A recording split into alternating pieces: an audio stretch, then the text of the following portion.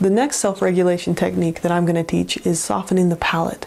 So if you feel the roof of your mouth with your tongue and you move your tongue towards the back, you can feel where it goes from being hard to being soft. That's called your soft palate, way in the back of the top of your mouth. Now, the soft palate is located right beneath your brain, and it's actually the top end of your vagus nerve sits right above your soft palate. And your vagus nerve runs right down the middle, all the way through your back, and ends in your pelvic region. Now, if we want to trigger that vagus nerve to send a calming message to your nervous system, one of the ways we can do that is by raising the soft palate. Now, singers have been trained to do this as they sing, to open up the size of their mouth. And one of the ways you can teach yourself to do that is by making the R sound. So R, you can feel that soft palate lifting up.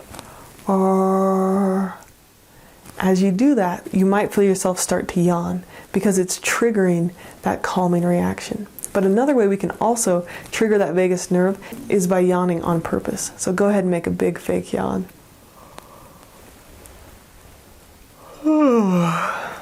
It might even turn into a real yawn. If you can't do that, watch some videos of people yawning and it'll make you yawn.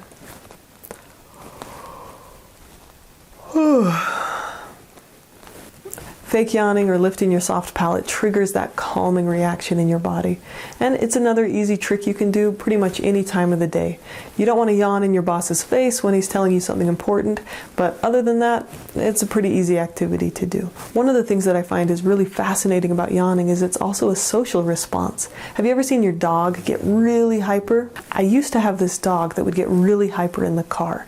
And when he would get more and more and more excited, he would start yawning, these big yawns out the window, like uncontrollable yawns. And I've read that this is a social behavior that helps trigger other dogs to calm down. So if you imagine a whole pack of dogs getting really excited and really anxious, and pretty soon they'd work themselves up into a frenzy, and who knows what might happen. You know, not necessarily good things happen when dogs get worked up into a frenzy.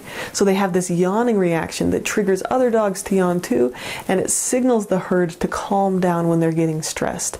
So we can use the same yawning reaction in ourselves, trigger the vagus nerve, and feel a little calmer.